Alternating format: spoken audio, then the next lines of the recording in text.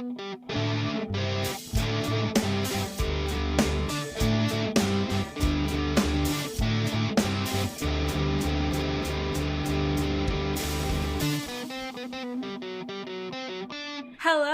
my name is Gray. And my name is Crystal. And this is Bus Asian Beauties, a supernatural commentary podcast where I, someone who has seen this show several times, and I, someone who only knows the show through social media, discuss every single episode of Supernatural from start to finish. Also, we are both Asian. Both Asian! For today's episode, we will be discussing Season 3, Episode 2, The Kids Are Alright, written by Sarah Gamble, directed by Phil Segresha.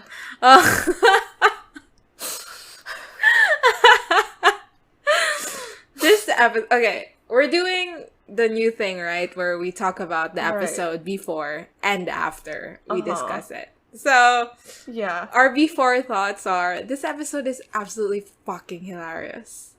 Everything about it. Like, it's fun, it's funny, and like, I say fun, not good, because it's not good. But, oh my god, it's so fucking funny.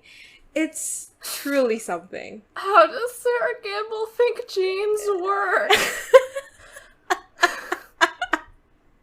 Sarah Gamble did not pay attention in biology. I don't even know what grade level you discuss this shit, but you do discuss it. Were they discussing this like back in the 80s? I don't even know. Like, have we considered genetics? Have we known genetics for that long? Maybe we haven't. Maybe that's why. Maybe.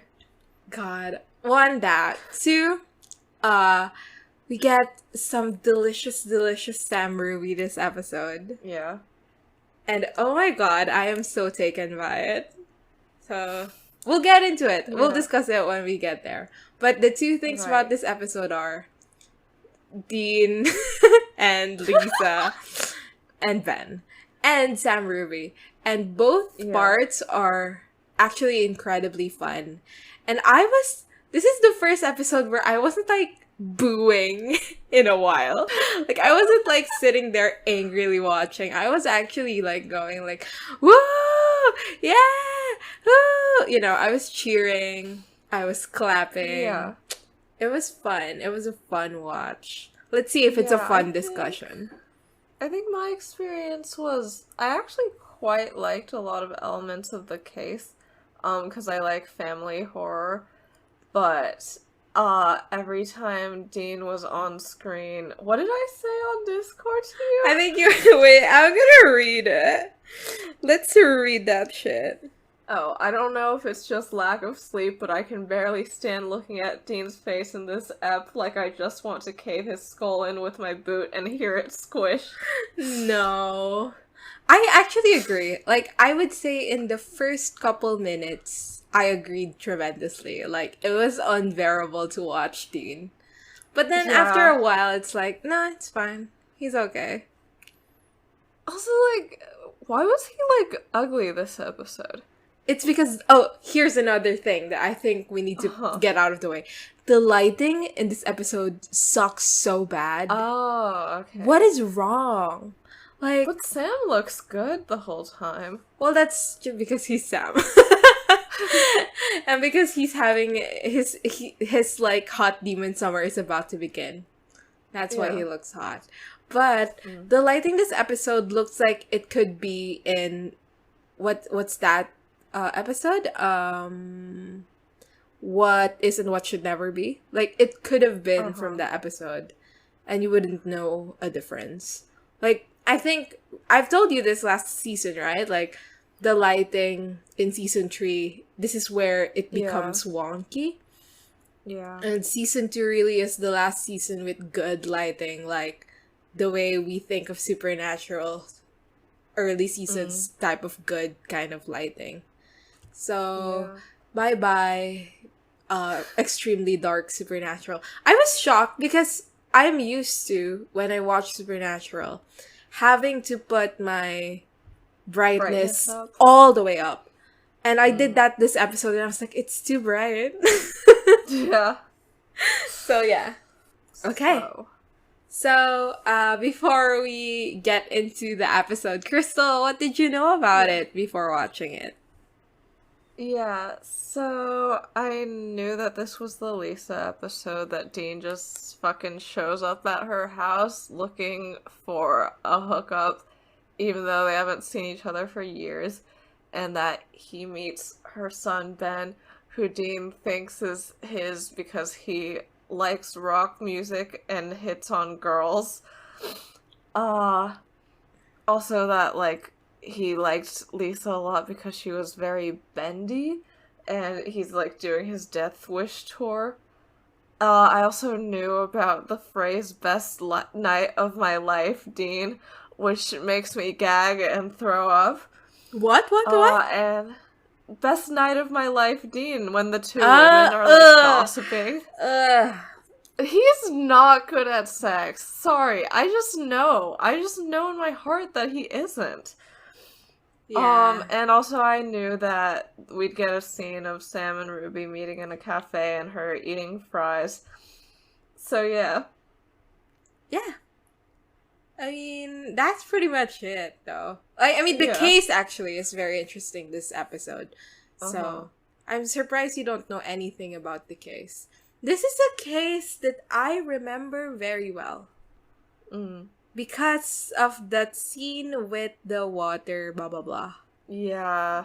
It was, like, when that imprinted in my brain the first time I watched this episode. I was like, oh, okay. Cool! Cool!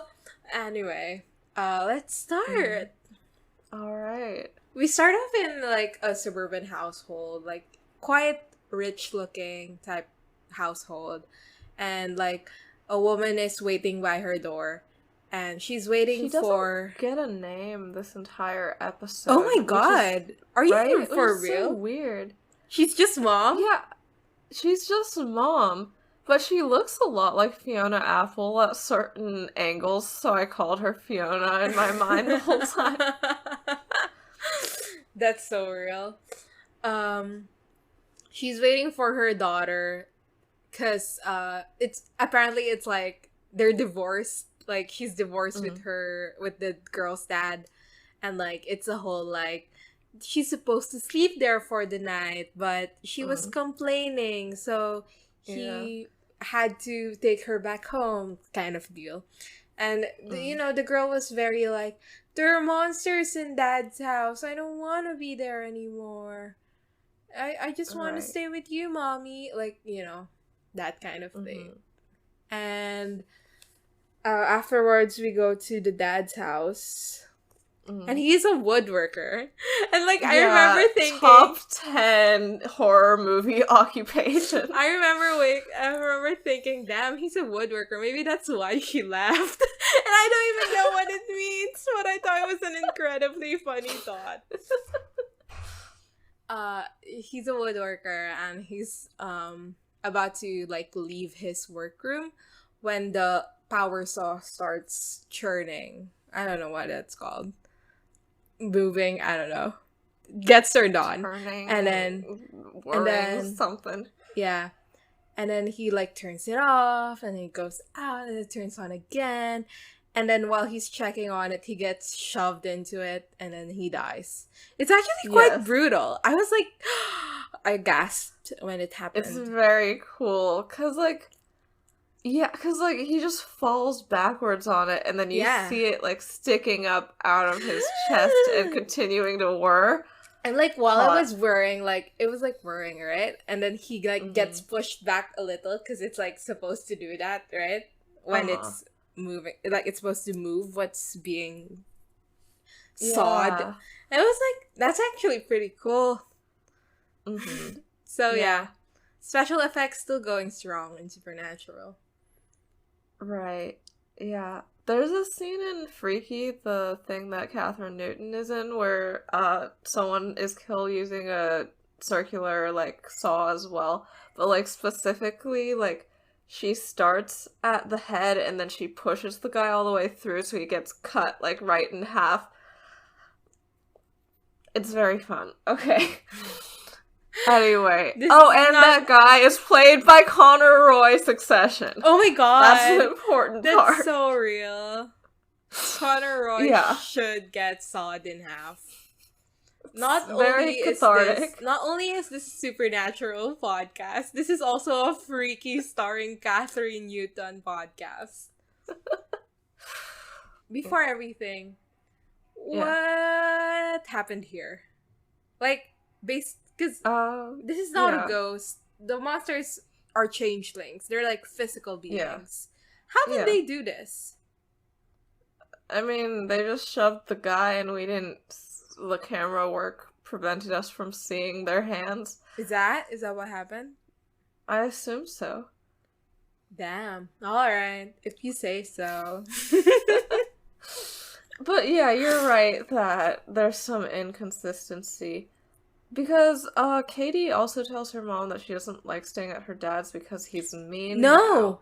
What that was because like they did this whole thing, right, where it's like anyone who gets in the way of food, aka mommy, and the kid gets like Wait, killed. I thought she wasn't swapped out until that night. No, I think she was swapped out by then, Already? and she was like, I want to go back home because I need to feed. Oh, okay. That makes sense. Yeah. So... Yeah.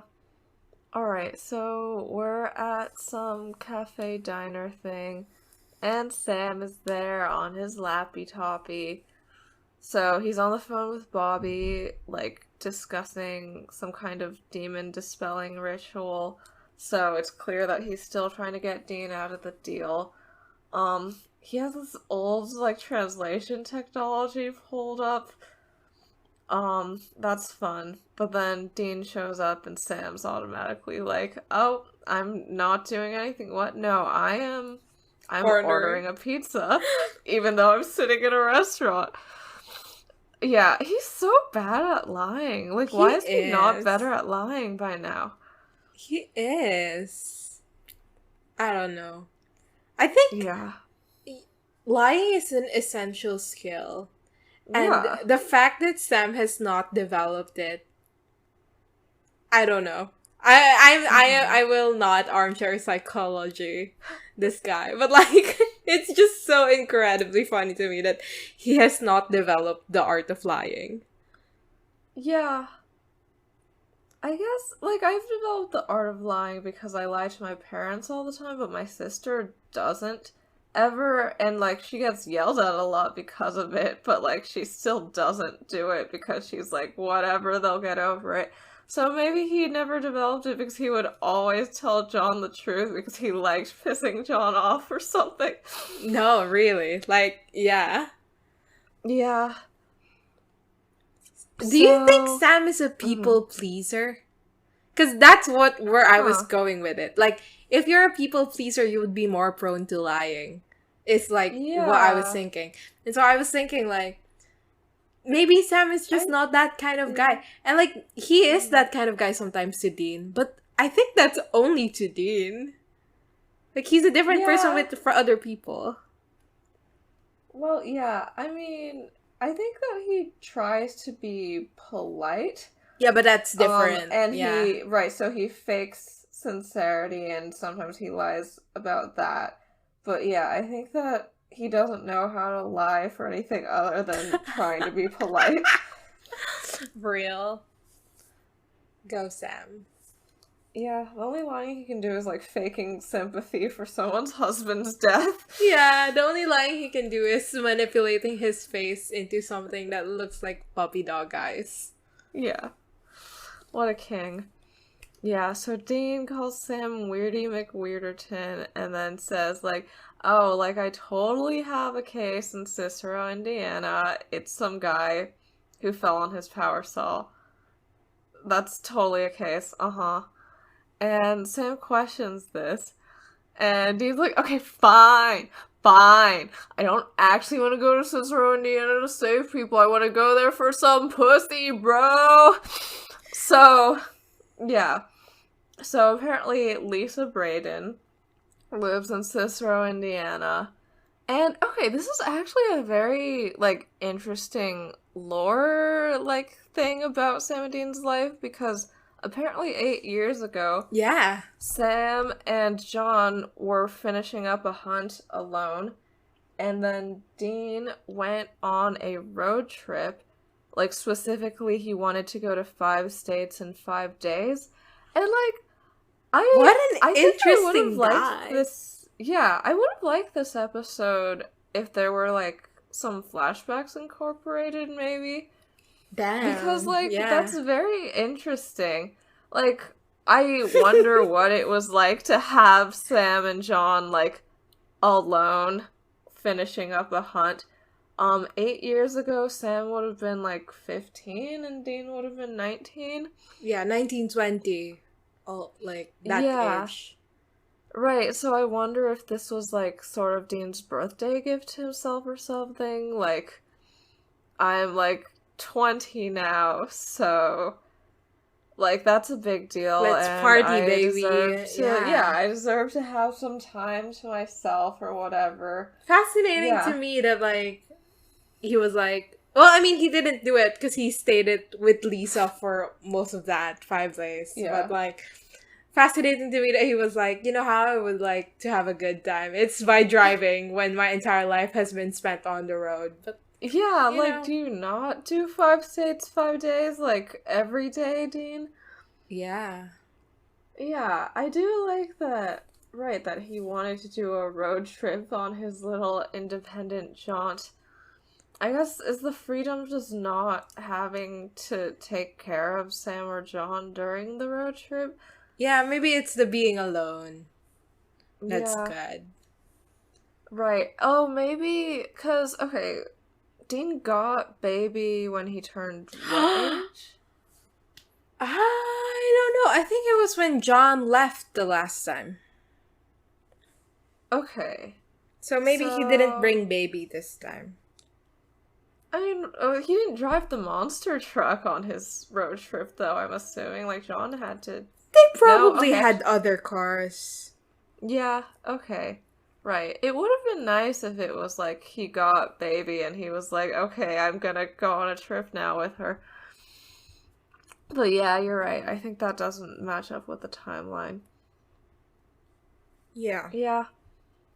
Okay, right. Would have liked to know more about this specific thing.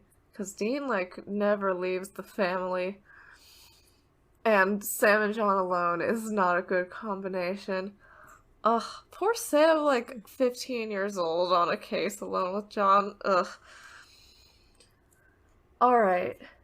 So, Dean says that, yeah, I didn't make those 5 stays because I spent most of my time in Lisa Braden's loft.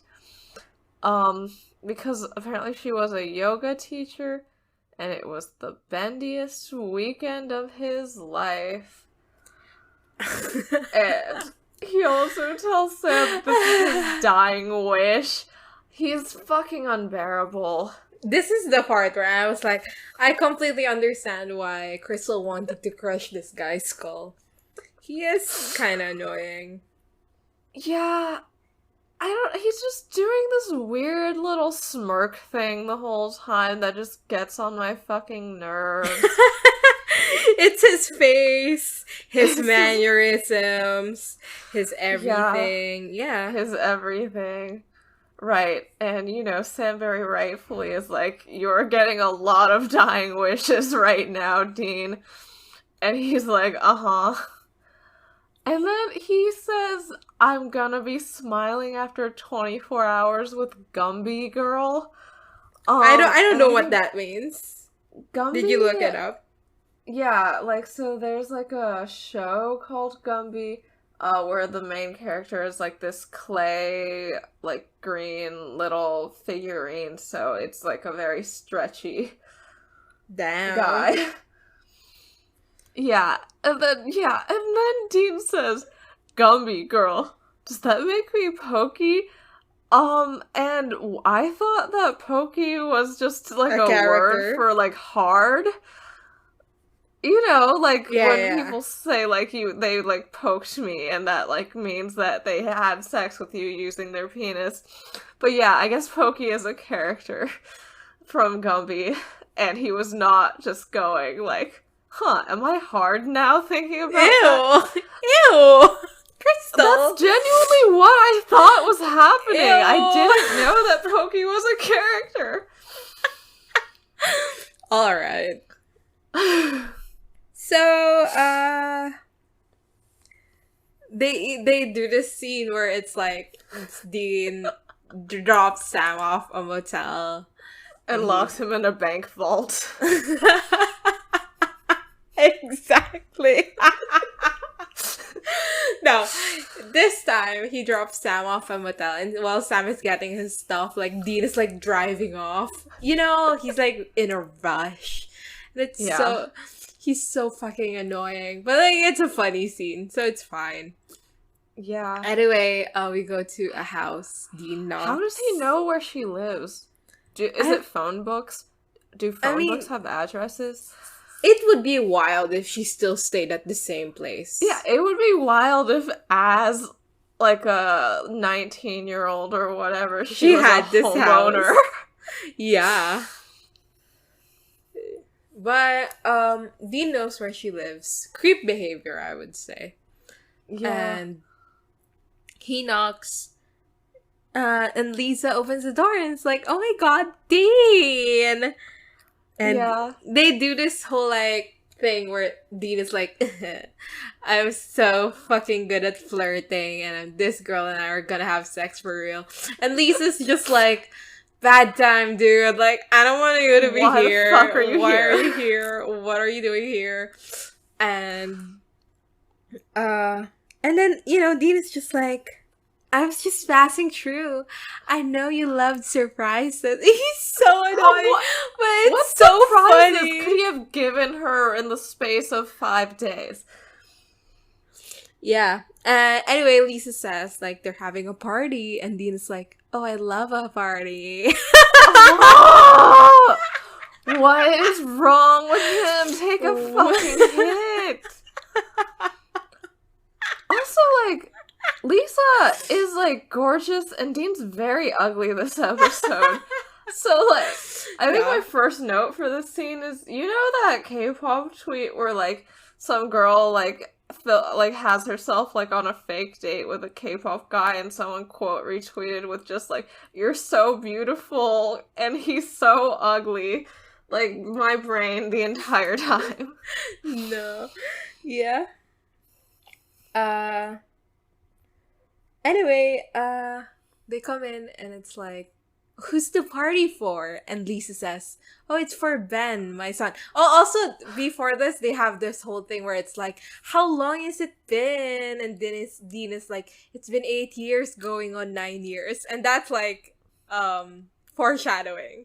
So, Dean comes in, and it's like, oh, I have a kid named Ben. And Lisa points at the kid, and the kid is literally opening an AC/DC CD or tape or something. And it's like... So we're supposed to be like, oh my... Like, also he's wearing a very similar outfit with Dean. Yeah. And so we're supposed to think like, oh my god, that's his fucking son. Because he's wearing the same outfit. What does Sarah Gamble think is genetic? Does she think music taste is genetic? It's so funny. It's so funny. It is hilarious. And also, we'll get into it when we get into it, but this kid is quite concerning as a child. Yeah, no, like, Who are the influences in his life that are doing this to him? Who are the influences in your life, Ben? And the way Lisa was like, hey, don't beat up that kid. Like, suggest that she is a good mother. And like, Ben, how would you think your mom would think if she heard you say bitch, like, about people? Come on, Ben. You know what's good about parties? There's a lot of chicks in here. And it's like, then You are 8 years old, buddy. You are 8 years old. I have a sister who's turning 7, and I don't think she even knows the word bitch. Yeah. Like, come on. Come on. Anyway, Dean asks how old the kid is. And Lisa goes, he's 8. Ooh. And, yeah. Lisa sees, like, a guest come in, and the guest is the mom from earlier and her kid. And so she excuses herself. Well, yeah, Dean... and Phil Sagrisha does it so that she's, like, walking at the camera, and, like, you get a cleavage shot for a second. Phil is, he has priorities. He said, lighting, we don't give a fuck. But, a shot where she's walking towards the camera and we can see her cleavage. Amazing. Right. We blew the entire lighting budget on paying Cindy Sampson extra to let us do this cleavage shot. Yeah, exactly. So, like, while Dean's looking at the cake, we hear, like, these 2 women on lawn chairs start gossiping. And Sarah horrible. Presumably knows women in her life, is a woman in her own life, has had conversations with women other in women. Her life. What is prompting this kind of writing? So yeah, so the women are like, oh my god, did you hear her say Dean? Like, oh my god, like, that's Dean. You don't know about Dean? They're literally talking like this. Yeah. The Dean? Best night of my life? Dean? What? He's not good at sex, you guys. Like, I know it. He has never fucked in his life. All of the sex has been a one-night stand. Like, you don't get time, because every person is different. Like, you don't get time, like, understanding what people like, in that short amount of time. You don't get good at communication and, like, emotional openness during sex in that amount of time. Oh, maybe they just matched really well. How about that? Yeah. What if they were a very good match? God. Also, like, I feel like, she's a yoga instructor and she's very bendy. Cool. So, like, what is Dean offering? Like, yeah, what is he offering? Dean has never stretched in his life. What is he offering? Yeah, the only bits of, like, Dean having sex that we've seen are in Route 666, where, like, Cassie was doing a great job. I don't know what he was contributing besides lying there and looking pretty. And then when he was jogging in place in the window and going, 301.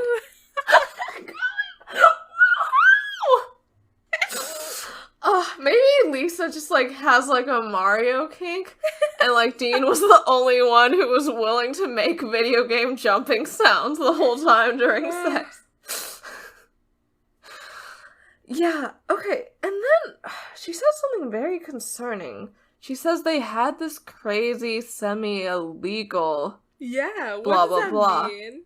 Right, what is that? Like, so my first thought is, like, how old is Lisa supposed to be? Because Dean's 20 by now. Yeah. So, like, he's not the one who's, like, recently, like, not legal anymore. So I was like, okay, so maybe Lisa was, like, just 18. And then I looked it up, and the age of consent in Indiana is 16. So. Well, I hope she didn't become a mother that early. Yeah. That would have been very difficult also, for her. What kind of 16-year-old can be a yoga instructor? Don't you need licenses for that? No, I think this was, like, trespassing kind of semi-illegal. But he said that he spent most of the time in her loft. Yeah, so, maybe she didn't own it. Yeah, sure, okay. Yeah. Because my second thought was, like, trans Lisa and sodomy laws, but then Indiana got rid of those in 1976, so it's not that either. So yeah, probably just trespassing. I think that Trans Lisa is the best interpretation of this entire episode. Like, she's like, is Ben mine? And she's like, no, I watched that biker dude carry him to term. Dean was just not paying attention. Dean was just not paying attention. He was just so fucked out that, like, he forgot about whatever she had going on down there. Or she had a really good bottom surgeon. And, like, she impregnated that biker guy before she had the bottom surgery. It was complicated, you guys. It's a really complicated situation, you guys. I will bend the rules of reality to make this work. Yeah, so Dean comes over and says hi, and they're all like, hi Dean! Ew! Hi. Ew!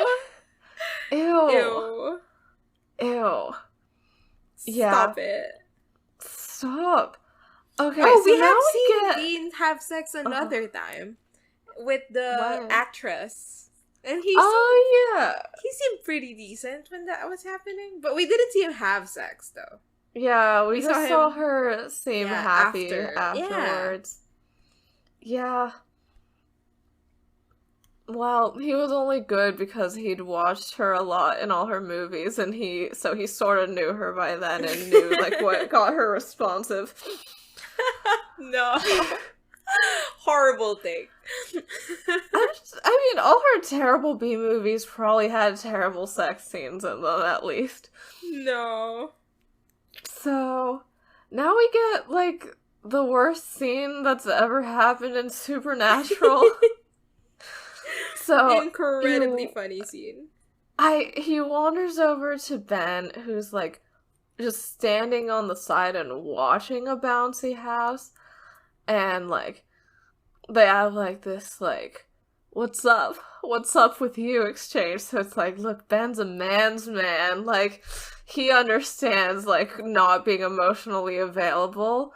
And then, like, there's, like, a mom and her, like, child that walks by, and then the two of them, like, Dean checks out the mom, and Ben checks out the girl at the same time. What the fuck? And then they, like, eat, like, a bite of cake simultaneously, like, in the same way. But, like, yeah, that one was kind of fun. That doesn't make him his child. I know! What does Sarah Campbell think? God, yeah. So, yeah, Dean's like, cool birthday party. And Ben's like, dude, it's so freaking sweet. And this moon bounce, it's epic. You know who else thinks they're awesome? Chicks. It's like hot chick city out there. And, like, does a little, like, chest slap. So 8 years old. What grade level is 8 years old? Grade 2? Like, 2 or 3? Jesus Christ, man. Right, so, like, okay, like, in my short story class in, like, high school, someone, like, this girl was, like, writing a story about this 10-year-old who has a crush on his babysitter, and, like, she and the teacher, who are both women, were, like, thinking about, like, ways to make the story funny, and they were like, oh, I think, like, he should, like, knock over a pile of CDs so that, like, she has to bend over to pick them up. So they're, like, talking about this, and then they ask, like, some guy in the class, they're like, hey, you're a man, like, if you were a 10-year-old who had a crush on your babysitter, what would you do? Like, would the CD thing be something? And he just looked at them, and he was like, dude, no, he's 10. And that is my entire feeling about this, like, dude, no, he's 8. I feel like a lot of people just think that, like, men and boys are just extremely sexual beings, like, all the time, and this starts at a super early age, which is why, like, people look at, like male, like, babies and go, like, look at that lady killer. He's such a womanizer. Like, fuck off. Yeah, dude. And, like, you're being fucking weird. Like, this isn't how children are. And I feel like kids alone. Leave the kids alone. Let the kids be alright. Yeah, and Yeah. I feel like, Sarah Wait, Gamble is very guilty of this. were you like in an all-girls school? What's your deal? No, no. No. So like you were exposed to being with boys in 3rd and 2nd grade. Yeah. They did I not mean, like I did learn what boobs were by 2nd grade boys talking about them on Kim Possible. So sometimes boys can be sort of like this. But I don't yeah. My first recollection of like boys being assholes is assholes is in this kind. It's like yeah. 4th grade. So like Mm. I don't know, maybe we're just in a more conservative environment. Maybe it was the Maybe Catholic school vibe. that's true. Yeah, so like I'm not saying not like no boys can be like this, but like I feel like Like those guys that were would like clearly I think that's more of posturing. an environment, Yeah, that too. it's And not it's something you like inherit. That's not something right, like inherent. the boys in my 2nd grade classes had YouTube. Ben doesn't have YouTube. I don't know where he would be getting any of this from. Yeah, like You who know, is he like he's talking not on to? the iPad. Who is he talking to? Right, like the only theory I could come up with is like, well, Lisa said that she has like a type for like biker guys. So like maybe she Maybe like had a few like temporary boyfriends that like Ben picked up cues from and they weren't very good. But I feel like Lisa like at least said that like after she became a parent she reprioritized. So I don't think that the biker guys were around Ben if she was sleeping with them. So yeah, I don't know where he'd be getting all of this. yeah. Sad. Well, there's other Sad. kids.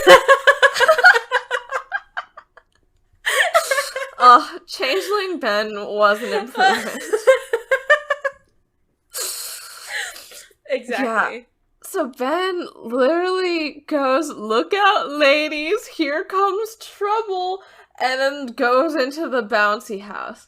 And it's like if I was a mother of a daughter and I knew this kid, I wouldn't let that child go to this kid's birthday party. If like this is what he's like all the time and like they've like been over for playdates so the moms know like what the kid is like how does he have guests at his birthday party? Like did Lisa have to bribe them? Like this kid should be friendless. It's so concerning. Like, I don't know. The whole time I was watching this, I was like, "Oh, I'm worried." 'Cause, Yeah. again, like, I have, like, kids. I have kids in my life. So, like, Yeah. what even goes on? What is Yeah. the reality of the situation? I think maybe a part of it is that in the Philippines, we are just beginning to have face-to-face classes again. So my little sister has never had a face-to-face class. She's about to Oh. start tomorrow. Yee! Oh. Anyway, maybe that's why like my little sister Yeah. is very like unaware of these kinds of things. But I'm now worried, like, what are they learning? Like, what is she gonna learn when she goes to school? I'm Yeah. becoming that kind of, like, helicopter parent. Yeah. I get it. So, and then, wait, there's like this zoom in on Dean's face where he's like the doing math inside your head sort of thing, but he just looks like he's genuinely grieving. No. Honestly, or maybe that was just me projecting. Okay, so back to Lisa, who is now talking to the mother that we were saying earlier didn't have a name. And Yeah. the mother is, she looks not alright. Which is understandable because her ex-husband just died. And Yeah. Lisa is asking, like, how are you? Blah, blah, blah. She was, like, about to say something and she goes, never mind. And Lisa presses. And then she goes, oh, I think my daughter is different. Like, I think this is not my daughter. Yeah. And of course, this is a very alarming thing to hear. to say everything. And so Lisa is like, I know you're grieving, but you can't speak like that. We're gonna get you help. It's gonna be fine. Yeah.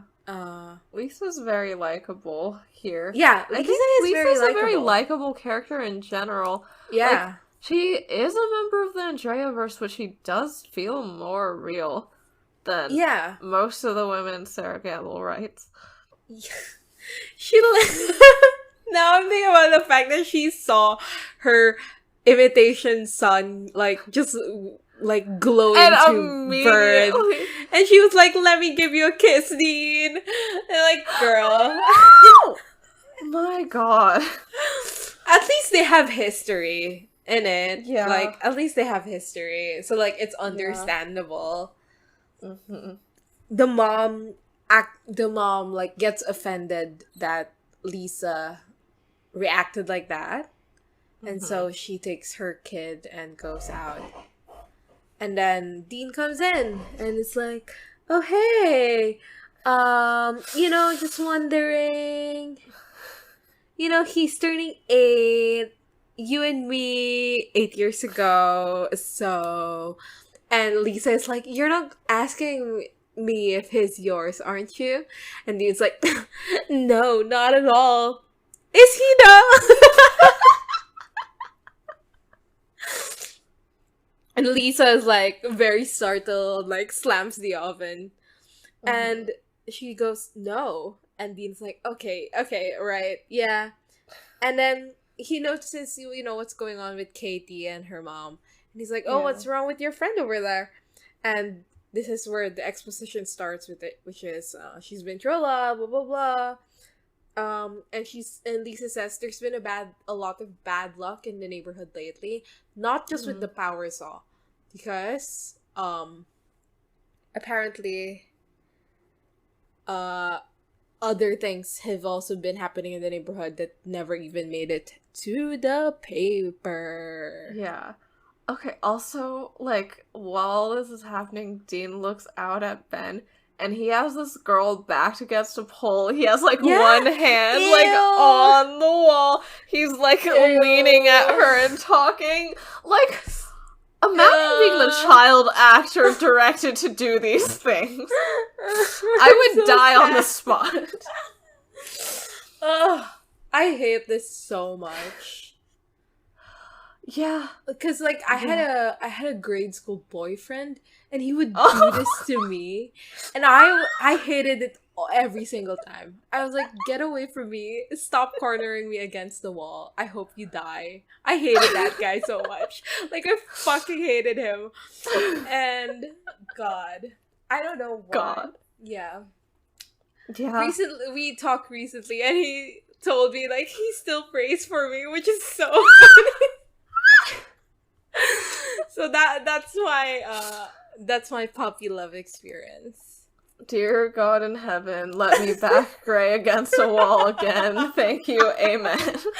Amen. Oh my God. So now we get back to Sam, who looks so good this episode. Because we start on him on his laptop, and it's just his hands and his sleeves are rolled up. This diner This looked exactly like the diner we saw at the beginning. That for a second I was like, wait, they're back to where they came from? What happened?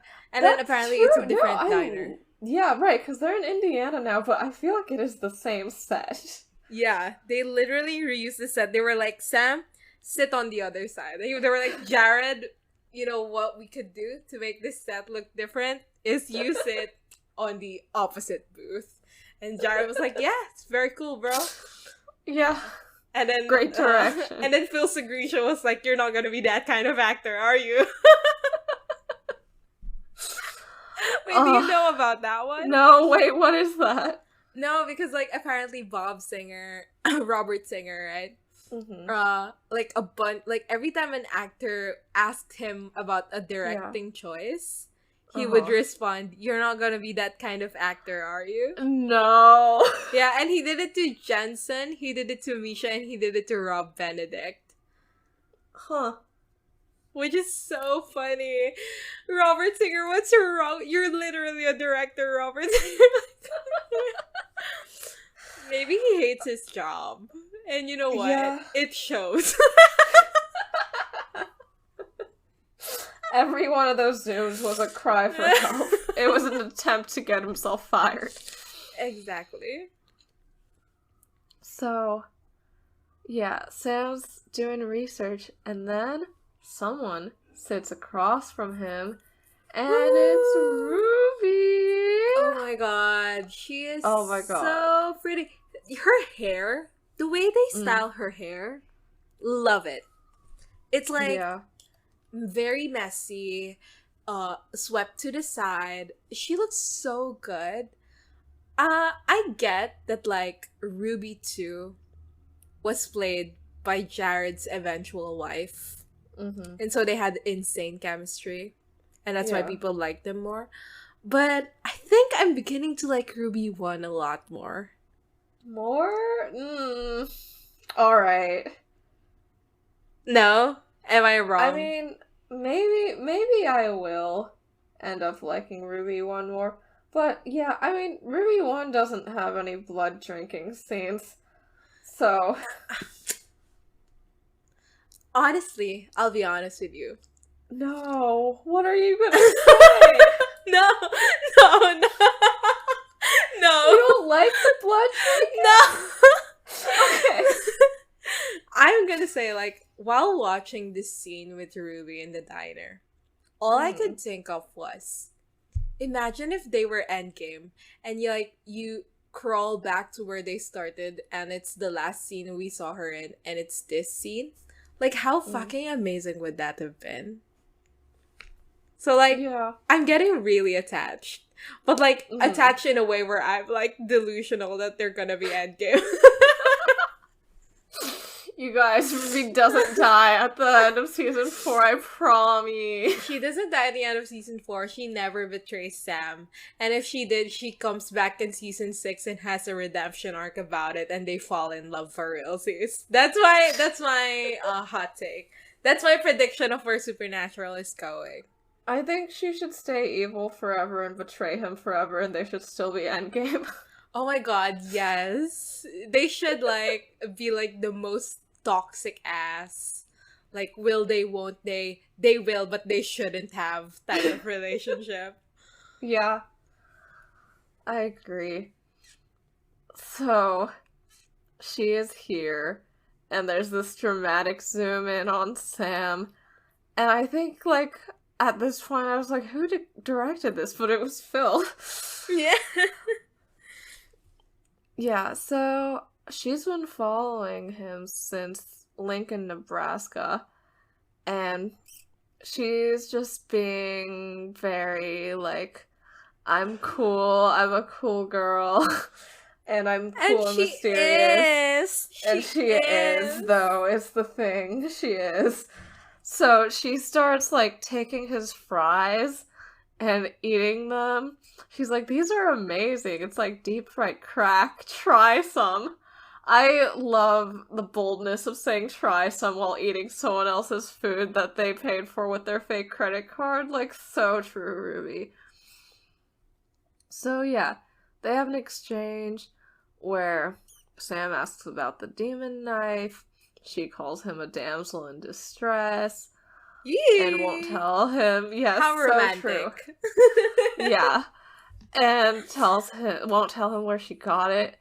Oh, she does this thing where she, like, takes the ketchup bottle and squeezes, like, a veritable ocean of ketchup into a plate. And then when you see her using ketchup on the fries, she, like will dab, like, the tiniest little corner of ketchup on each bite.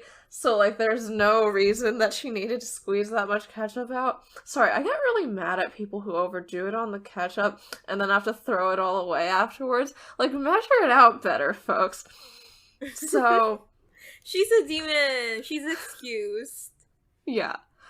So Sam asks why she's following him, and she says, I'm interested in you. Yay! And when he says, why? He says, because you're tall.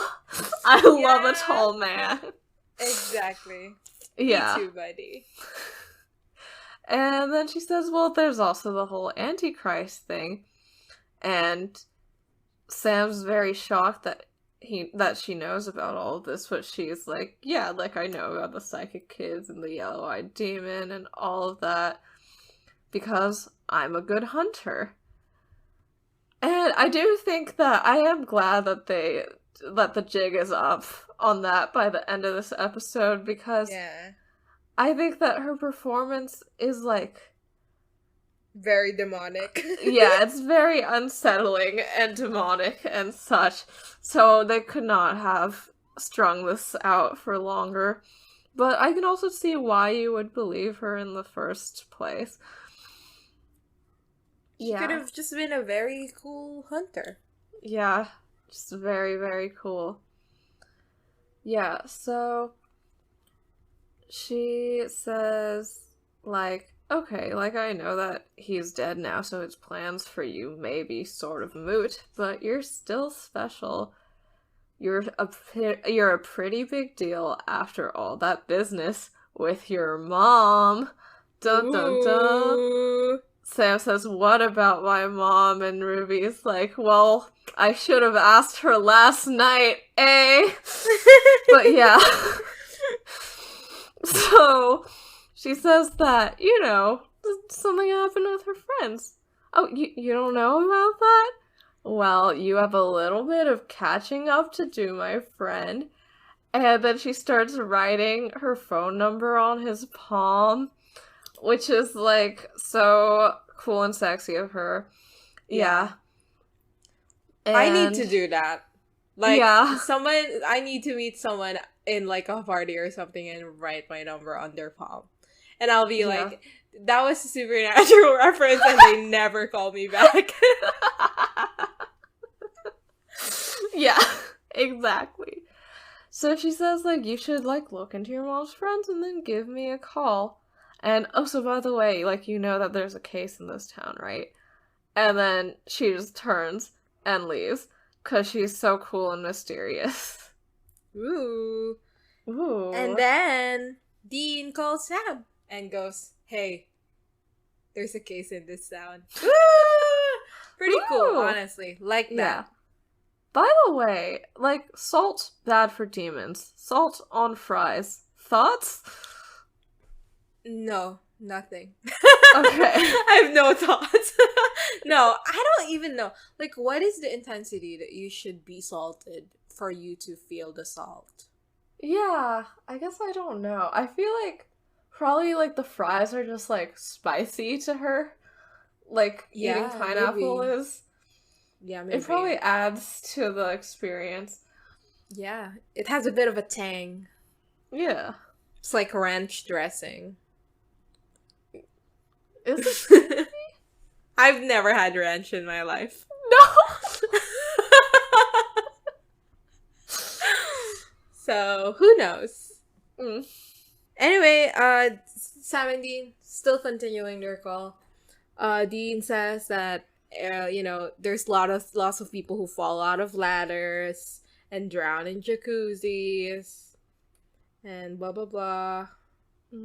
So we go to the mom from earlier, and she's sleeping, and she has like a book open, and she's sleeping on the couch, and then she wakes up, and she sits up, and the moment she turns her head, the kid is there, and the kid is going, I wanna play, mommy, play with me, mommy.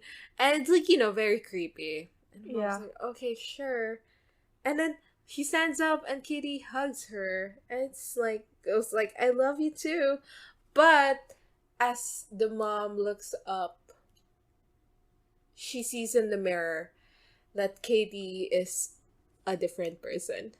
Like looks different. I don't know how to describe it. How would you describe it? Like, she's gray. She's all gray, and her skin looks like raw flesh of shrimp or something. Yeah. I don't know, maybe I'll cut this off, but like, it really not frustrates, but like makes me uncomfortable when like something is portrayed as horror, and the way they do it is they alter the skin in this way. because I have a skin disorder, right? Yeah. And so sometimes my skin does look like that. Yeah. Not like this specifically, but I have, like, I remember when I was like 13, so like 12, honestly. Like, I was 12, maybe going 13. And I was like in a school bus, and then like I was like half asleep, so I was like lying my head down, like my back.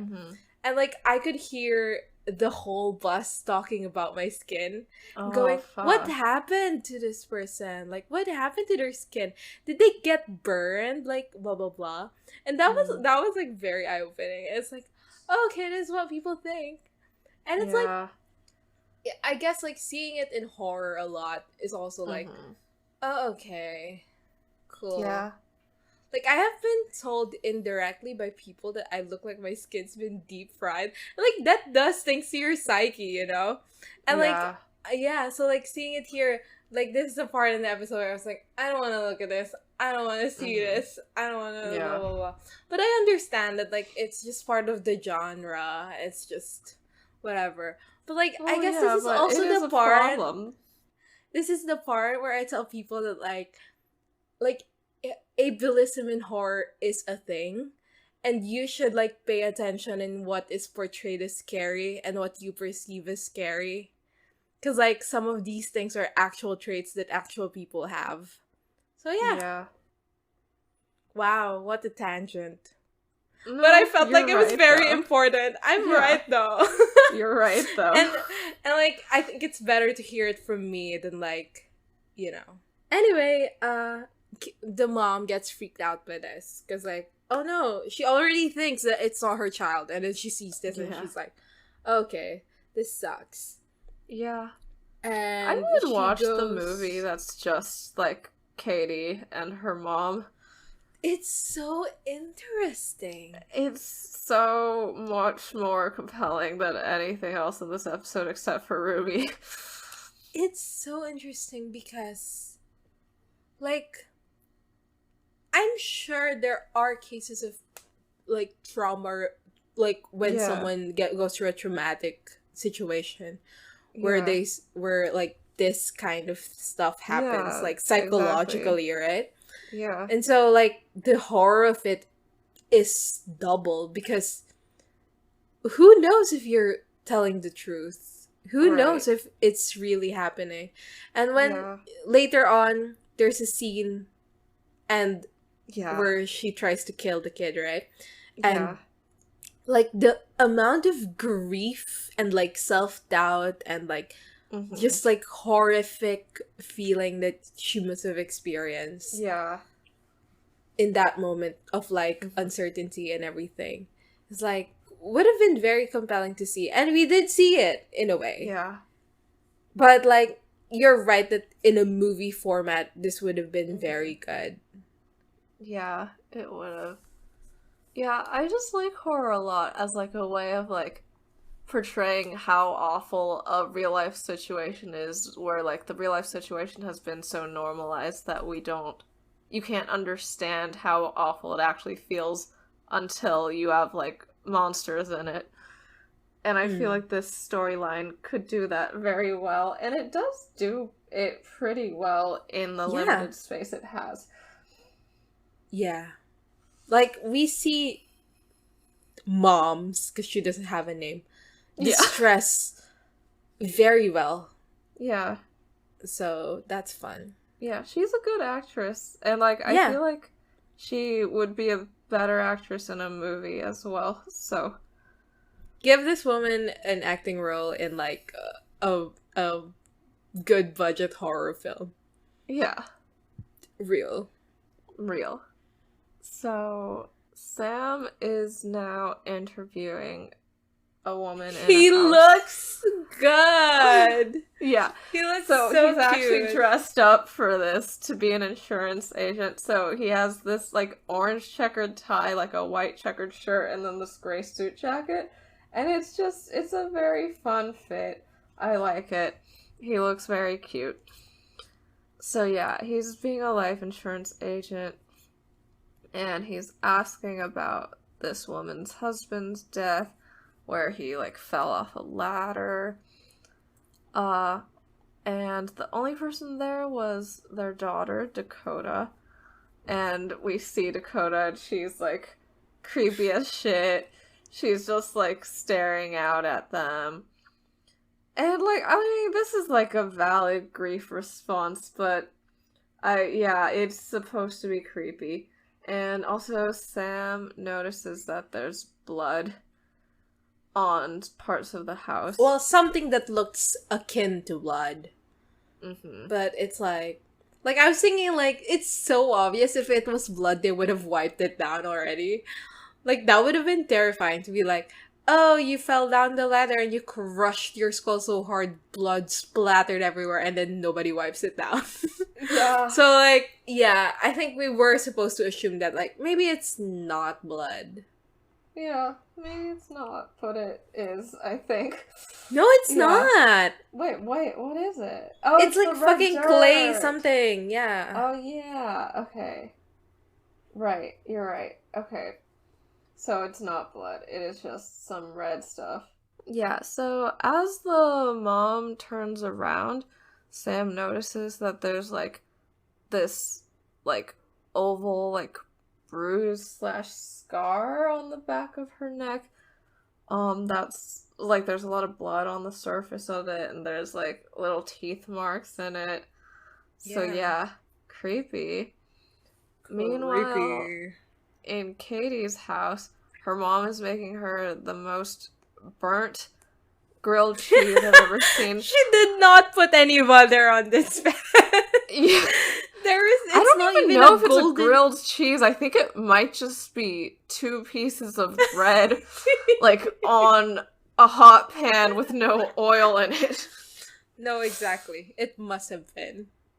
Yeah. No oil, no butter, no nothing, no grease.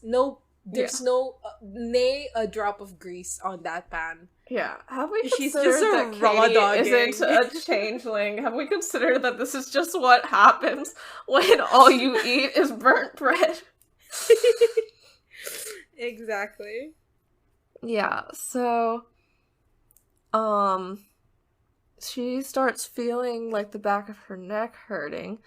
So, like, she gives Katie the sandwich and then goes into the bathroom to check it out.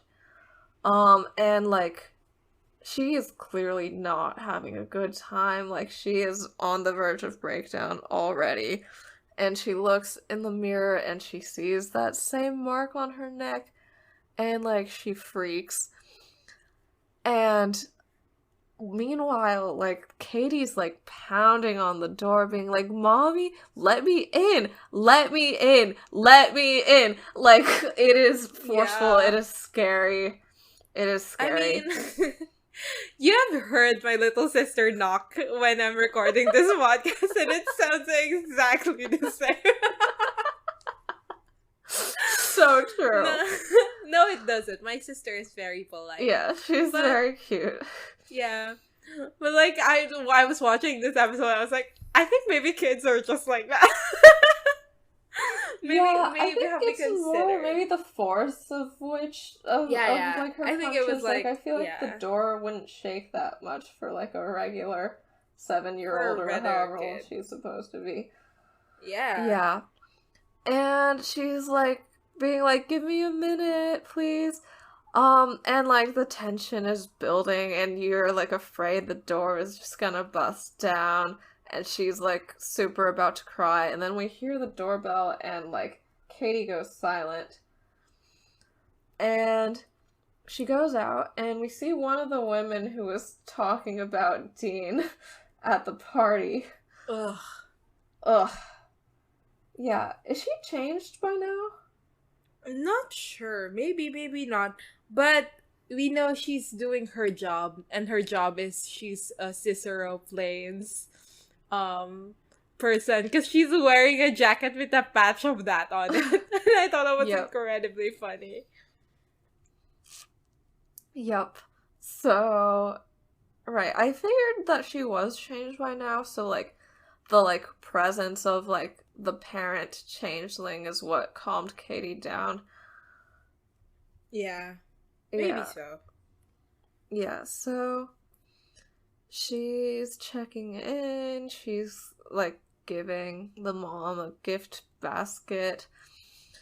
And she's like, well, Katie seems okay, considering everything. And the mom's like, yep, she's fine, we're fine, everything's great. And then this woman starts trying to get her to sell the house. My God. Her ex just died. Yeah, she's all like, we at Cicero Realty would, like, really like to, like, be involved in, like, helping you in this process. Like, Jesus. Yeah, and, the mom's like, not a good time. Goodbye.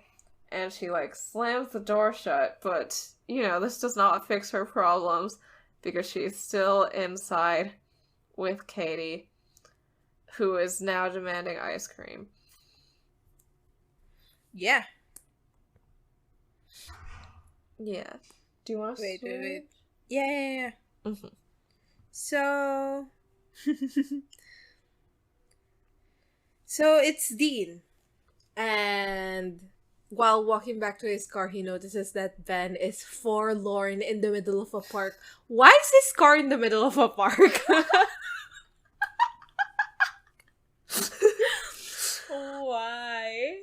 Why is it here? Don't know. I don't even know what's happening here. But, like, he's in the middle of the park, and Ben is, like, sitting, and then he goes to Ben, and he's like, oh, what's wrong, buddy? And then he notices that, he has a DS bag. Oh my God, DS name drop. Ben is a DS kid. And for that alone, I forgive him for everything. Would Ben play Ace Attorney? Ben would not. You know what? I don't think so. You know what? What? Miles Edgeworth is a misogynist, so maybe that's where he got it from. God, you're right. Miles Edgeworth every day wakes up and says, you know who goes to the courtroom? Hot chicks. No. Miles Edgeworth. That's why. Miles Edgeworth is like the type of guy who's like so misogynist he becomes gay. Like, so he would not say that like chicks are going to the courtroom. But he does call his girl, he has like a defense attorney going against him once. Mm-hmm. And the defense attorney is Mia Fey, who is a woman. Yeah. And he calls her a bimbo. No. Yeah. So, like, a slay. He's striving as a misogynist. Anyway, that's where I think Ben would call women bimbos. He is that kind of guy. And he learned it from Miles Edgeworth. Yes, but, he did. He says like, oh, this kid borrowed my DS, but like he won't give it back. And Dean's like, you want me to go get it for you? And he was like, no. Only bitches sense grown up. What is wrong with this kid? Literally, I feel what is so wrong with this sad. kid? And like so the sad. fucking weirdest thing is that Dean like hears this and he's like, wow. Ben's a cool kid. He gets it. So like, proud of this guy. Like, that is not the correct reaction to hearing an 8-year-old say that. Yeah, and Dean is like, you're not wrong. And then Ben is like, yeah, and I'm not a bitch. And I'm like, I'm so sad that this kid is probably gonna grow up with so much like fucking toxic masculinity going on for him. Yeah. Like, so sad. Well, maybe when Cass wipes his memories, he also wipes a little of his personality. He turns him into that changeling type of guy. Dean, like, looks at the kids, and he points at one of the kids, and he goes, is that Humphrey? Like, the guy who needs to get off the burgers? And then they have a little laugh about the fatphobia that Dean just exhibited. And it's like, Dean, you fucking hypocrite. Yeah. You literally eat burgers with onions all the fucking time. Yeah, you're not talking about this guy's diet and the health. You're just talking about his appearance. You're like, oh, because I'm a pretty boy and I still get girls and my metabolism is whatever. It's okay for me to eat burgers, but I am going to moralize everything that this literal child eats just to make my fake son feel better and also instill fat phobia in him further. Real. So like they have like a little conversation off screen, but we cut to Ben like going to the kids, and they're all like, your typical like how Hollywood portrays bullies kind of look. And yeah, they look like younger versions of like the bullies in It, the movie. Never watched it, never will. Yeah, that's so good. Mean. That's so mean. Sorry, did you hear me burp? Yeah. That sounded demonic. But excuse me, and I've never watched it, and that's so mean of me to say that I never will. Maybe one day. I don't recommend it. All right, then I never will. Yay. And he's like, "Hey, give that back to me." And the kid is like, "Oh, then fucking get it." Wait,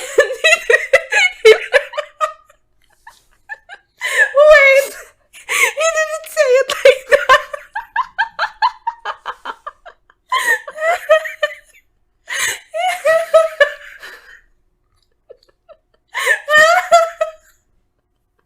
He did not say fucking get it. He said,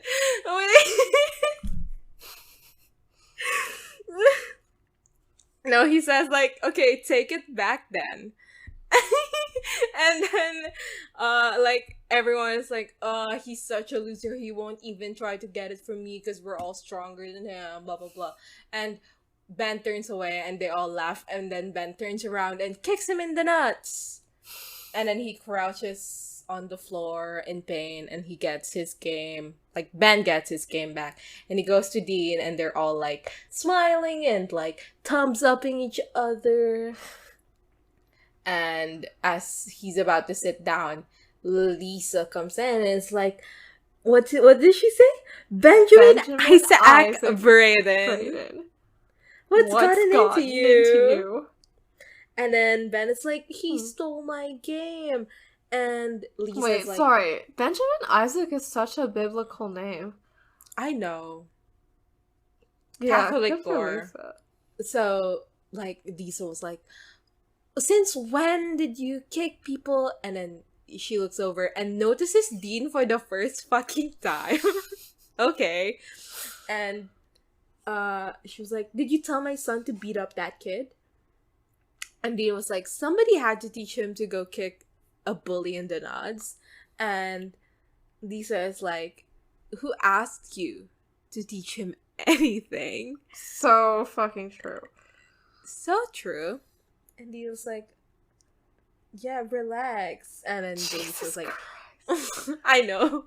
And Lisa's like, what are you still doing here? Leave us alone. Don't even fucking talk to us. I know we spent one weekend 1,000,000 years ago. You don't know me. You have no business with my son. She's like going off. Yeah. And she's right to do it. This is very good of her. Yeah. Are we supposed to, like, I don't know, what are we supposed to feel about Lisa? Because, like, I find her eminently likable and, like, all of her emotional reactions to things realistic, but, like, are we supposed to be, like, annoyed at her? I can't tell. No idea. I like her. Yeah, I like her. I mean, I don't know what the deal with Supernatural is with anything that they do. Yeah. So I don't know whether we're supposed to like her or not. Right. Yeah. Yeah. Anyway, what are you still doing here? Fuck off. What are you? Yeah.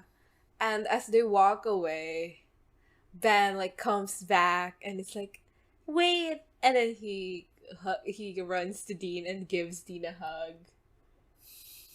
And yeah, Yep. They leave, and Dean is like, oh my god, a kid just hugged me, and this kid might be my. He's like going through it. Then he turns to his side, and 3 kids are fucking staring daggers at him. Yep. So, oh god, the scene. Okay. Truly a scene. What a scene. Yeah, so Katie's mom, she's like getting Katie in her car seat, and getting in the car, and the whole time Katie's like being very clingy, being like, I love you most in the whole wide world, mommy. Yeah, and then in the rearview mirror, she sees Katie, and her face is like this gray skull face with like empty eyes and some big sucking mouth. Yeah. Yeah. And, you know, she's freaking out a lot, but she's like saying like nothing's wrong, and yes, we're going for ice cream now. And like she's crying as she drives the car to a lake.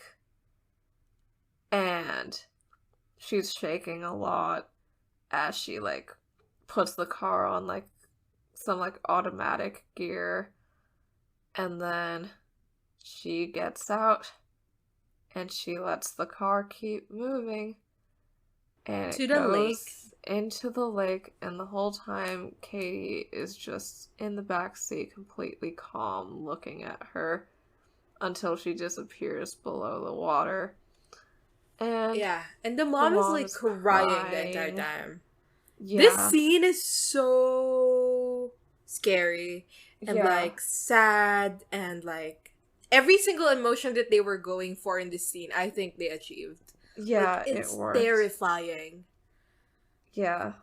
I think the silence worked very well. Yeah. Yeah, I think that this woman is a very good actress. Yeah. And the creepy, like, the kid just looks back. Yeah. Like, that was something.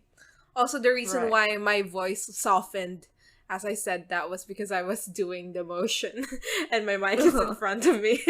Yeah. Yeah.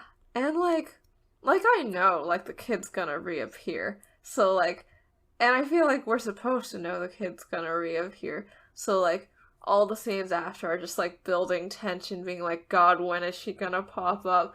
What's gonna happen? I guess I assumed that she was just gonna appear behind the mom, but I think what they did was better.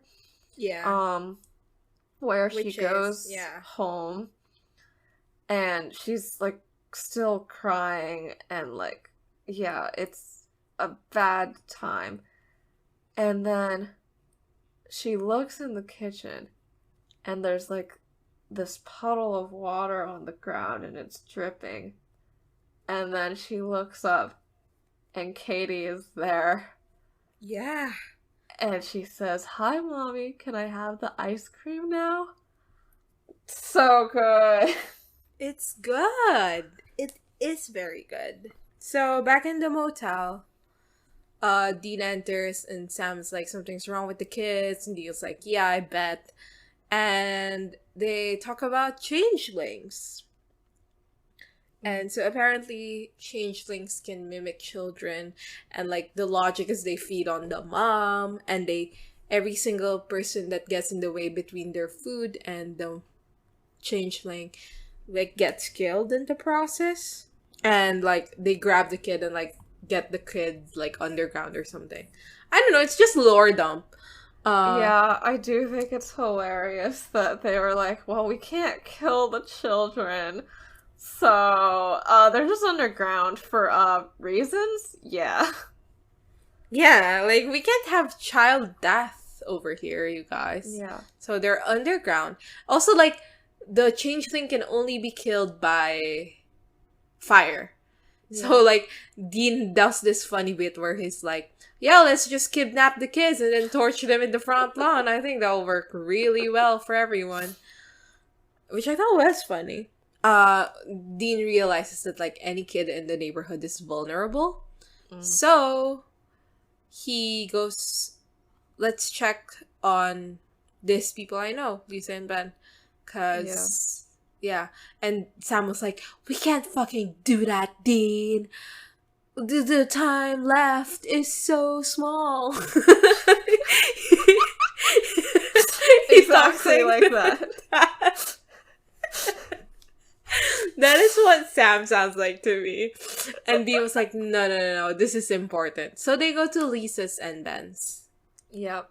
And he, like, rings the doorbell, and Lisa is like, Dean, what the fuck are you doing here?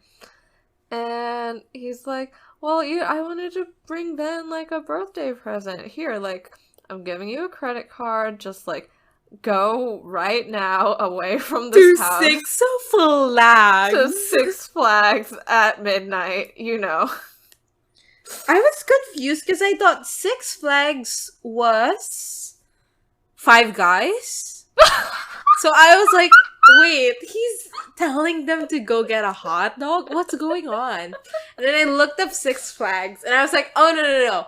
I'm thinking of Five Guys. Six Flags is like, I don't know, what is Six Flags? It's like a Knott's Berry situation. Yeah, it has like roller coasters and shit. And Lisa's like, the name on this card is not Dean Winchester. And he's like, well, it'll work.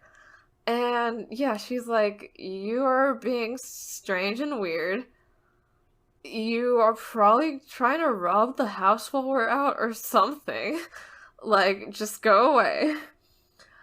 And, like, Ben comes down the stairs and he's like, Mommy, what's wrong? So, you know, he is not Ben anymore. He's been changed. Yeah. Yeah. And he's like, make him go away, Mommy. So, yeah. And Dean's like, I feel like I feel like something's up.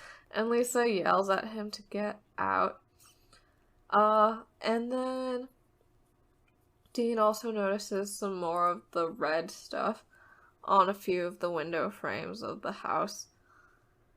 So, yeah, he goes back to Sam. And, yeah, he's like, yeah, there's the red stuff on the windowsill. But it's not blood, and I think I know where the kids are. Yeah. So,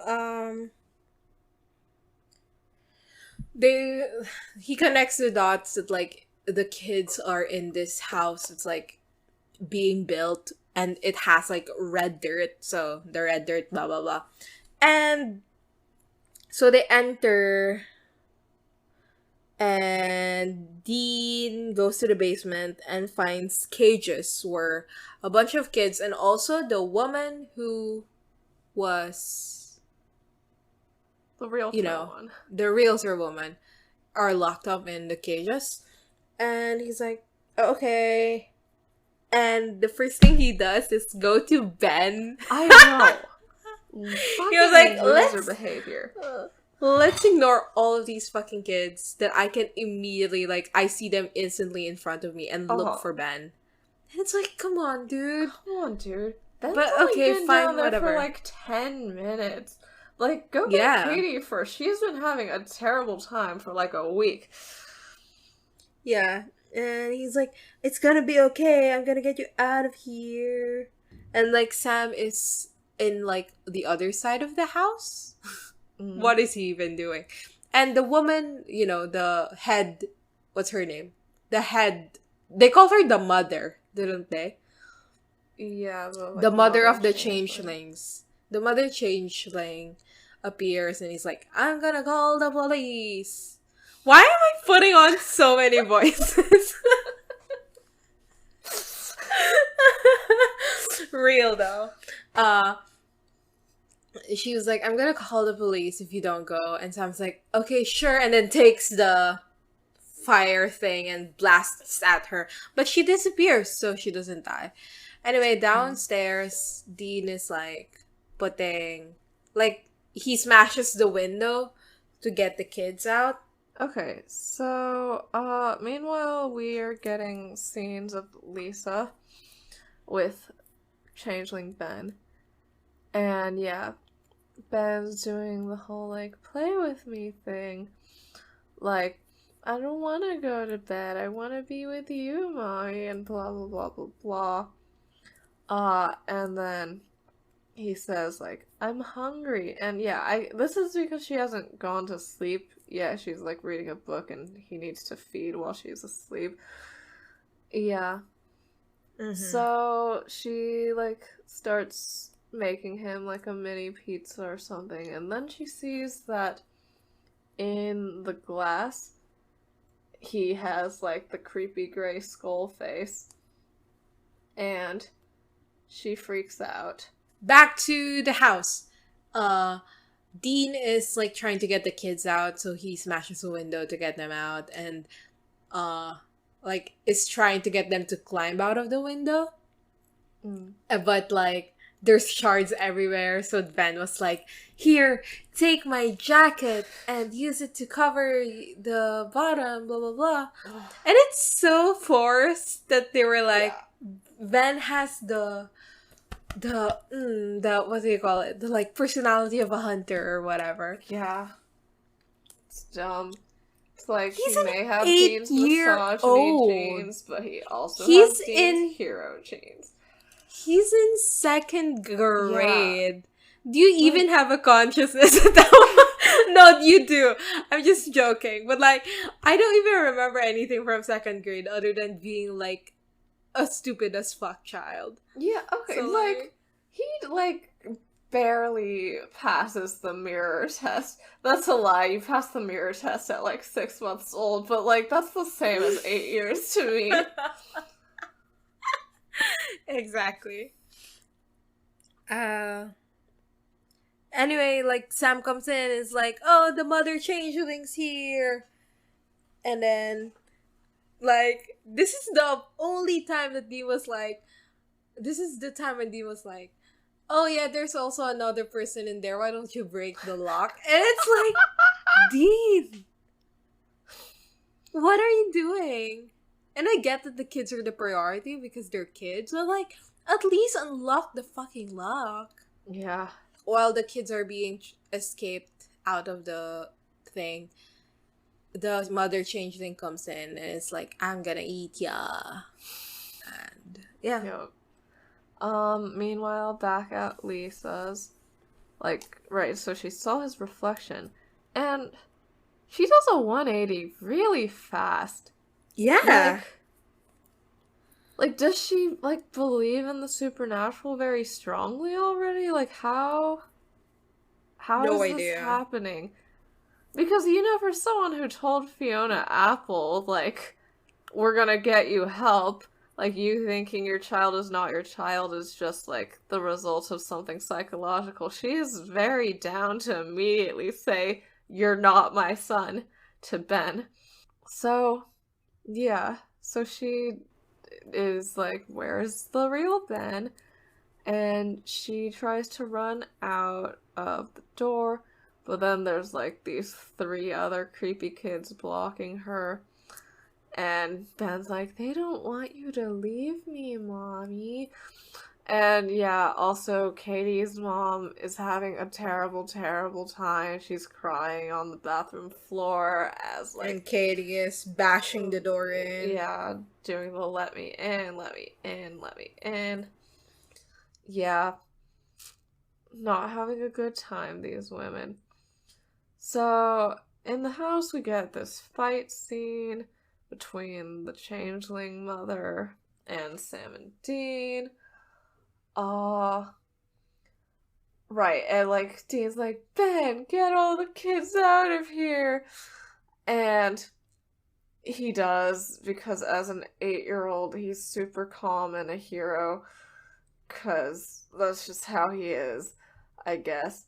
And, yeah, eventually, Sam burns the changeling mother to death, and then magically all the other changeling kids just disappear with her, so that we didn't have to get the visuals of them burning children.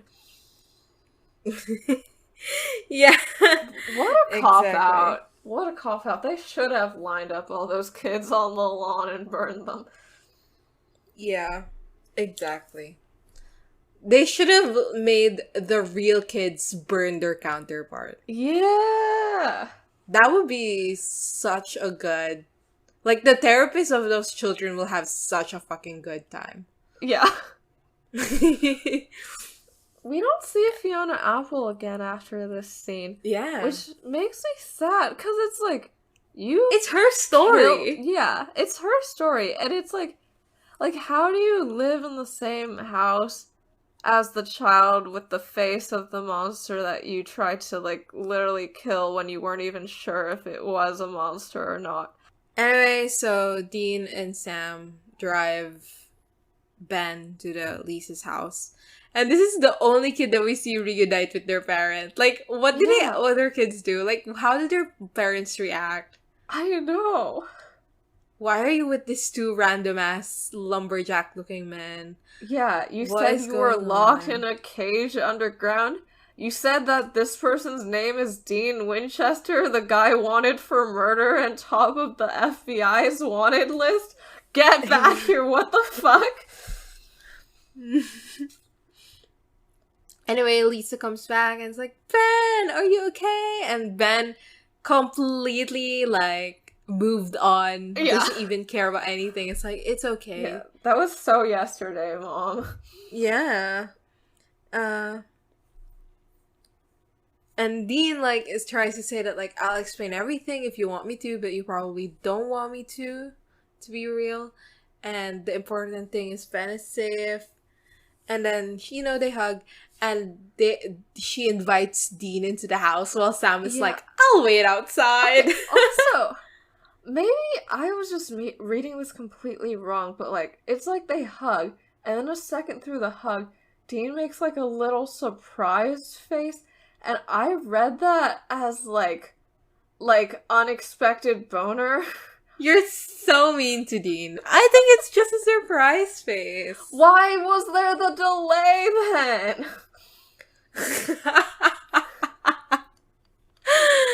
Well, maybe it is a surprise boner. Who would have thought? You, apparently. Yeah. I think, because at this point I still didn't know that Pokey was a character, I think. So I thought that, like, Dean getting surprise boners was a motif of this episode. Yeah. Yeah. As they come in, and it's like, Ben is on the table, and he's playing with a car, and he's listening to music. And they really are hammering this fucking home. Yeah. Lisa is asking about the change things, and Dean is saying that, you know, I never mentioned my job because it's this. The important thing is Ben is fine, blah, blah, blah. And then he goes, okay, seriously, is he my kid? What's the deal with that? And Lisa says she did a blood test. Yeah. But, like, with how? Whose blood? Yeah. With the biker guy's blood? So I she guess. knew he was the dad? Yeah. Perhaps so. And she was like, I had a type. He had a leather jacket. He had no address. Me. Who's gonna... I'm not gonna continue that joke. Yeah. I do think it's very fun that Dean came over and he was like, Ben's just like me for real. And Lisa was like, yeah, he's just like you and every single other guy I slept with that year. Get in line. Exactly. And then Dean's like, okay, that's good. And then Lisa just looks at him and goes, you look disappointed, dude. And Dean's like, well, stuff happened to me recently. And now I'm like, what if I was a baby daddy, bro? he said, like, what am I gonna leave behind other than a car? Which is like, people, I know people are like emotional over that line because he does die. It's dumb. Like, the context is so stupid. Like, I wish I left you to be pregnant and raise a child by yourself. But he's so Tom going off to jail about this. Yeah. He was like, I need to spread my seed. I need to leave a legacy. like, I guess I know that Dean cares a lot about blood family, but, I believe in separation of sperm and self, like, gametes in general and self. Like, You like, didn't even raise the kid. yeah, like, you leaving behind, like, a child that shares your DNA is not really a legacy in any way. And, like, I know this is the point of the episode, I think, but, like, the tone of it is so not, like, Dean is going to die soon, and, like, thinking he has a son is making him, like, reconsider his choices. It's, like, not any of that, so it's dumb. Yeah. Lisa says, like, he's not your kid, but you did save his life, so that's a lot already, blah, blah, blah. And then he goes, well, if I was his father, I would have been so proud of him.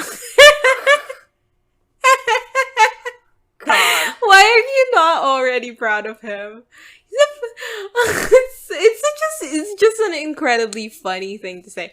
Like, if he said, even if I'm not his dad, I'm still proud of him for... Well, he said I would have been proud to be his dad. Okay. So, I'm not quite what you heard. Yeah, I was misremembering. But I thought it was, like, I remember laughing when he said that. But anyway, he walks out, but Lisa follows him and it's like, Dean! And she kisses him. And she's like, you're welcome to stay. And she goes, Jesus. No. I got a lot of work to do and it's not my life. Like, this is not my life. And so he leaves. Yeah, Why? Lisa, I know he, like, saved your son's life, but he also taught him how to kick people, to beat people up. Like, he's not gonna be a good influence. Like, even if he would have been proud to be Ben's dad, Ben would be a worse person if Dean stuck around. I think there is, like, a gravity difference between kicking a guy in the nuts and saving people's lives, though. So, like, I think he was considering that. Alright, but, like... Well, like, so what? Like, keep him around for protection? Like, what's her reasoning? Like, it seems like she's just doing this out of gratitude, she likes him, which is not... Okay. Oh, yeah. This is the point where I bring up what I've been bringing up since 5-ever, which is that it does make me uncomfortable when, like, the reward for saving people's lives is those people's lives you saved, being grateful for it and, like, proposing sex or a kiss or whatever. Yeah. But, like, because they have a history, I am more lenient with this one. You know what I mean? Yeah. I think it still falls into that category. Because, like, with, like, Cassie, right? It was like they already had sex before that. Yeah. And then, like, they kiss, and the kiss is not of gratitude. It's, like, of history and blah, blah, blah. And goodbye. But with this one, she was like, leave us alone. I don't want you in my life. Blah, blah, blah, blah, blah. Yeah. And then, like, he, like, saves the kid's life. And she's suddenly like, I'm gonna give you a kiss. And you can stay forever if you want to. And it's a bit Andrea-verse, isn't it? It is very Andrea-verse. Yeah, right, especially because Andrea was, like, at the beginning, she was like, oh my god, stop hitting on me, like, you're so annoying. And then as soon as he saves, like, her kid's life, she's like, wow, I'm gonna kiss you. Oh my god, you're so cool. Like, I think my ex-fiance said a thing where she was like, it seems like in every single, like, episode where people are like, oh my god, you guys are, like, crazy, like, stop it. Like, it hurts the writer's feelings to not have it end with them being like, oh my god, I was so wrong to be mean to you and you were being so creepy and, like, not respectful of me, and you were right to be terrible the whole time, take me now. Like, yeah. That's stupid. Like, the context of there being changelings does not... Like, most of his behavior in this episode is not because of the case. He's just a creep. The only thing he did to her that was, like, case-related was checking in on her and giving her the credit card. Everything else, he was just like that. Yeah. Ugh. So, now we're back in the motel room, and so Sam's, like, on the phone. There's, like, a bit of a montage of him, like, asking about death dates and causes of death for a bunch of people. So, like, apparently there was, like, a fire in 2006 that killed one of Mary's friends. And then a lot of her family members. There's, like, a Robert Campbell and Ed Campbell who died as well. And, yeah, no, it's interesting because, like, 2006 is the fire. Like, we're in, like, what, 2008, 2007 right now? 2007. So, like, so this is recent shit. Very recently. I didn't even consider that. I thought it was, like, 15 years ago, 2006. No. Yeah, it was just, like, a couple of years back. Yeah.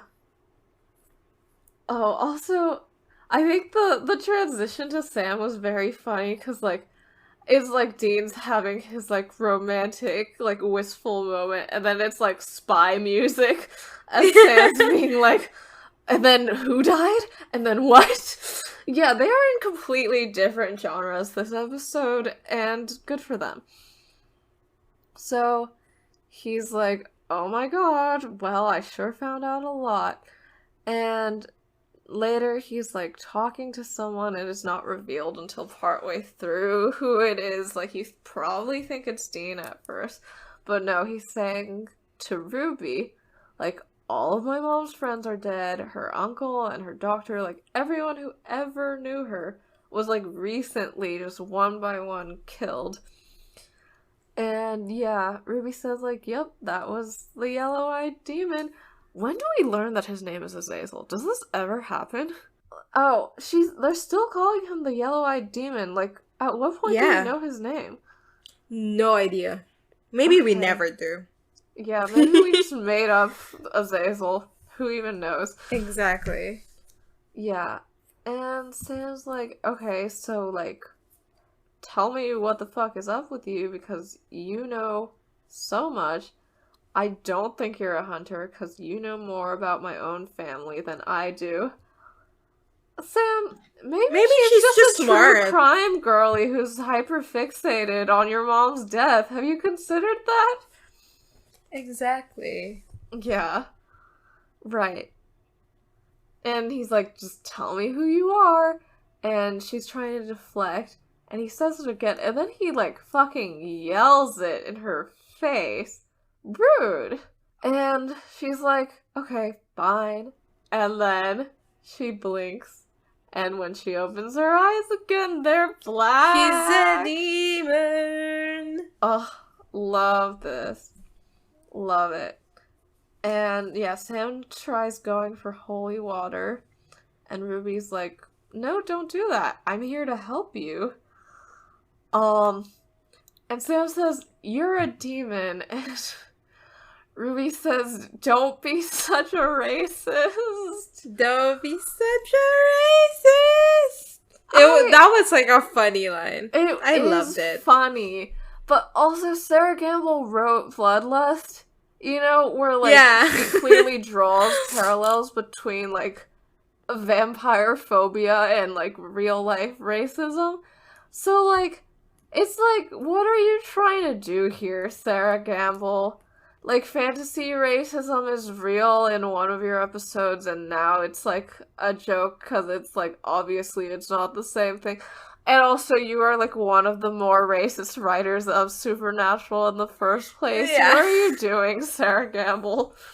Yeah, she says, like, I'm here because I want to help you, and I can if you trust me. So, he starts interrogating her about all the murders, and she says, I don't know, that's what I'm trying to find out. And then she says, all I know is that it's about you. And this is literally like the third time that Sam has heard this from a demon, and still he's like, what? What? Oh my god, what? What? When is this gonna stop being a reveal for him? Literally, in like fucking 221, also written by Sarah Gamble, Azazel literally says this was all about you, and Sam goes like, oh my god, what? Like, Sam, are you stupid? What's happening? So I don't know what's like. He has no object permanence. yeah, We talk about developmental delays, but like Sam has no object permanence. He's every single time he's like, your mom is involved in this. He's like, oh my god. And like, you figured this out season 1, Sam. oh my god. Yeah. He's so real though. So real. Yeah, so she says, like, what happened to your mom and all of her friends was, like, the demons trying to cover up what he did to you, and I want to help. And she says, like, I have my reasons. Not all demons are the same, Sam. Not all of us want the same thing. And she says, like, what I want is just to help you from time to time. And if you let me, there's something that you get out of it too. And he says, what? And she says, I could help you save your brother. Dun dun dun. I love when women lie. Yeah. And that's the end of the episode. What are our post-episode thoughts? About the same as they were coming in. Yeah. But I do It's like funny. that they're in completely different genres. Like, all the Ruby stuff is just completely irrelevant to anything. They just had to stuff it in here. The thing is, like, I think all aspects, like, because there are 3 things going on this episode. So the Lisa stuff, Yeah. the case stuff with Katie and her mom, and the Ruby stuff. Yeah. And all of them are interesting. Yeah. In they fairness. are all interesting. And they're all very totally different, though. Yeah, they're all incredibly different from each other, and they don't necessarily make a cohesive whole. Like the Ruby stuff obviously doesn't actually add anything to the, like, emotionally or like thematically, yeah. But it still works. It's still okay. Yeah, I mean, it's good, like, on its own, and it is good for build-up. Yeah. How about best line, worst line? Okay. So, best line, I mean, I really like when Lisa went off at Dean. Yeah. What are the exact lines? Yeah, like, what are you even still doing here? We had one weekend together 1,000,000 years ago. You don't know me, and you have no business with my son. So true. And yeah, it's a good character moment for her. My worst line is, you don't know about Dean, the Dean, best night of my life, Dean. My god. Ugh. Yeah, screaming, crying, and throwing up. Ew. What's your worst line? See, originally, it was the Pokey line, because again, I didn't know that was a character. But now I agree with you. I don't know what my best line is. Probably the one where it's like, Mommy, can we get some ice cream now? That one. Oh, yeah. Because, like, again, like I said earlier, like, that scene is imprinted in my head. Yeah. Like, even from way back. So, yeah, I think it's super creepy. Works so well. Very well done. Yeah. Wow, can you believe we're singing praises for Supernatural? It's a good case, though. Yeah, like, the case is really good. Everything else, well, no, Sam and Ruby are fun. Dean and Lisa, like I said, everything are it's okay, But, like, I would say it's interesting. That's what I would say about it. Yeah, I'd say it's interesting. It's also misogynistic, though. Speaking of, our new point system, we should keep that up. Okay, so what we're doing is just at the end of every episode, we are just gonna give the writer a point, or a point to 5 points, depending on the severity, in the racism category and in the misogyny category. So, we forgot to do this for 301, but I think that 301 gets a point in each category. For the misogyny one would be like the, you know, like how come you got beat by a girl, blah blah blah blah blah. And then the racism I think would be like the unnecessarily brutal way that they treated Isaac, and also the like lack of sympathy that they give to Tamara for her loss. Do you agree? I think so. Do you want to bump up the racism to 2 points? Yeah, no, you're right. I think that the Tamara stuff is way worse than how come you got beat by a girl. Okay, so would you say 2 on the racism for I would say 1 and 2. So. Okay. And then I'd say for this one, there's no racism points because everyone in there is white. Yeah. And for misogyny, 1 to 2. I'm not sure. I think it's fascinating that they paint Ben's like calling people bitches and like calling hot chicks as in a positive light. Yeah, like it's cool of him. Like he's a cool kid. He's not a loser kid.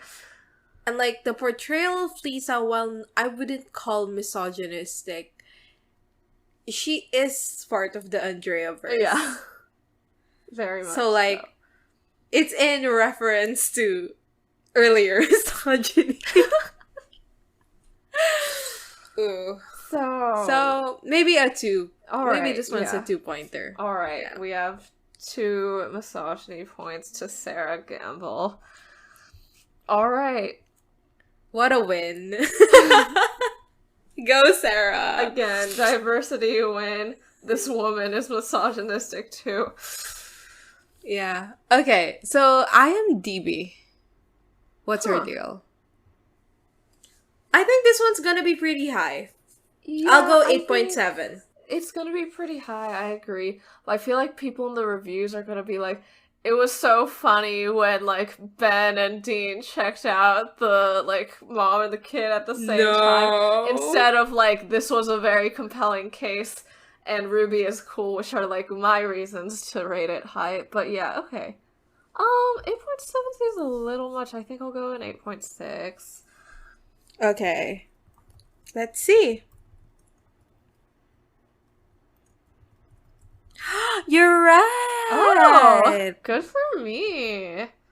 That's fantastic. It's an 8.6. Let's check out the reviews, baby. The first review calls Lisa sexy, like, twice. Oh wait, also, it says sexy actresses in the second mention. So, like, are they saying that they were sexually attracted to Fiona Apple during her breakdown? No. This one says, I'm waiting to find out what the yellow-eyed demon was trying to cover up. Also, I'm waiting to find out if the demon appears again or if any other character that have disappeared or died appear again. I'm really wanting to know if Missouri is still alive or not. Oh god, I'm so sorry. I thought the character has a lot more in store for the Winchesters, but I haven't heard any more about her. Oh, I'm so sorry, dude. Oh, so sorry, Morgendahl. From October 11, 2007. I hope they're doing okay. This one, I know I'm pretty much alone with my opinion on this, but I find the Dean Kid scenario extremely trite. So true. So the true. similarities seem so forced. It makes me feel like the creators don't have that high an opinion of the audience, so they try to make their point so obvious that even the dumbest viewer get the idea. Say that, and say that. I would have appreciated if they had handled that matter in a much more subtle way. Like, I liked how Dean connected with the boy then in the water. That touched my heart. I did not pronounce any of those words correctly. No, that sounded right. No, what they're saying is like then in the water had good interactions with kids. So like, yeah, they wish it would have been like something in that vein instead of like super forced. Yeah. I agree. Oh, the last one says also Dean acts kind of creepy here. So true. Yeah. Oh, I think that's it. That is it. So, that's it for this episode of Plus Station Beauties. Next week, we will be discussing... Hold on. Ooh. Next week, we will be discussing Season 3, Episode D, Bad Day at Black Rock. Leave us a rating or a review wherever you get your podcasts. Bye. No. Why don't I know any of my words anymore? Don't keep this in. Okay. No, I will. Oh, I don't even know what your lines are. Follow us on social media. Yeah. Follow us on social media. We are on Twitter at twitter.com/beautiespodcast and on Tumblr at bustyasianbeautiespod.tumblr.com. Our official tag is BABPOD, BABPOD, and thank you to everyone who's donated to our Ko-fi at ko-fi.com/bustyasianbeautiespod. You can email us any feedback, comments, or inquiries at bustyasianbeautiespod@gmail.com. See you guys next time. Bye-bye!